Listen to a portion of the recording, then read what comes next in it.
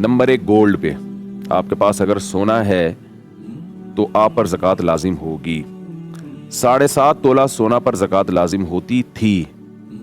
اب 7.5 تولے پر نہیں، بلکہ سونے کے ساتھ آپ کے پاس اگر 1 روپیہ بھی ہے یا اور کوئی دوسری چیز ہے جس پہ زکوٰۃ واجب ہوتی ہے، جو میں ابھی انشاءاللہ بتاؤں گا، تو پھر سونے کا نصاب 7.5 تولے سونا نہیں رہتا. یاد رکھیے 7.5 تولے سونے پر زکوٰۃ اس صورت میں لازم ہوتی ہے کہ کسی کے پاس 7.5 تولہ سونا کے علاوہ باقی زکوٰۃ کا مال بالکل بھی نہ ہو، یعنی وہ مال بالکل بھی نہ ہو جس پہ زکوٰۃ ہوتی ہے.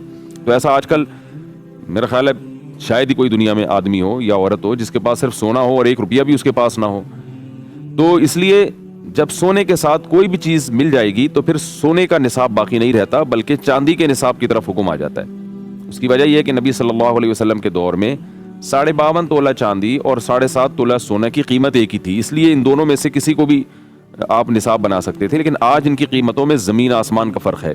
اور آج امت کا تقریباً اجماع ہے کہ سونا جو ہے چاندی جو ہے وہ نصاب میں اصل ہے، اور کیونکہ اس کی قیمت کم ہوتی ہے اور اس میں زکوٰۃ واجب ہونے میں غریب کا فائدہ ہے، اور سونے کی ویلیو بہت زیادہ ہو گئی ہے.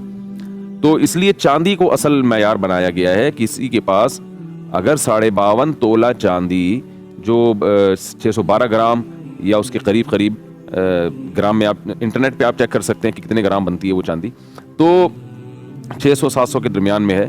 تو یہ جو اتنے گرام چاندی یا اس کی قیمت کے برابر اگر کسی کے پاس سونا ہوگا یا چاندی ہوگی یا کیش رقم ہوگی یا مال تجارت ہوگا تو اس پہ زکوٰۃ لازم ہو جائے گی. تو 4 چیزوں میں پہلی چیز کیا ہوئی؟ سونا، اس کی ویلیو لگائی جائے گی. دوسری چیز ہے چاندی کی ویلیو لگائی جائے گی. تیسری چیز ہے کیش رقم. آپ کے پاس کیش رقم اگر موجود ہے، ضرورت کے لیے ہو یا بغیر کسی ضرورت کے ہو، بہرحال اس پر زکوٰۃ لازم ہوتی ہے. لوگ کہتے ہیں ہم نے یہ پیسے رکھے ہوئے ہیں حج کرنے کے لیے، ہم نے یہ پیسے تو رکھے ہوئے ہیں مکان خریدنے کے لیے، تو اس سے کوئی فرق نہیں پڑتا. کیش اماؤنٹ آپ کے پاس ہے، آپ کا ذاتی ہے، تو آپ پر زکوٰۃ لازم ہے. آپ نے اگر کیش اماؤنٹ کسی کو قرض دیا ہوا ہے اور واپس ملنے کی امید بھی ہے آپ کو، تو اس پر بھی زکوٰۃ واجب ہے.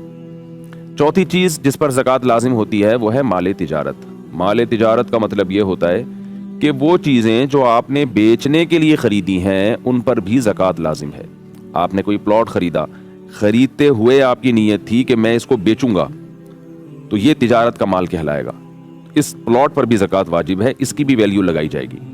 اگر آپ نے پلاٹ خریدا اس نیت سے نہیں کہ میں بیچوں گا، ویسے ہی خریدا آپ نے کہ دیکھیں گے بعد میں کیا کرنا ہے، بعد میں آپ کو بیچنے کا خیال آ گیا، اس پر زکوٰۃ لازم نہیں ہے. آپ نے پلاٹ خریدا بیچنے کی نیت سے، لیکن زکوٰۃ کی تاریخ آنے سے پہلے آپ کا ارادہ بدل گیا اور آپ نے کہا چھوڑو کیا کروں گا بیچ کے، تو بھی زکوٰۃ واجب نہیں ہے.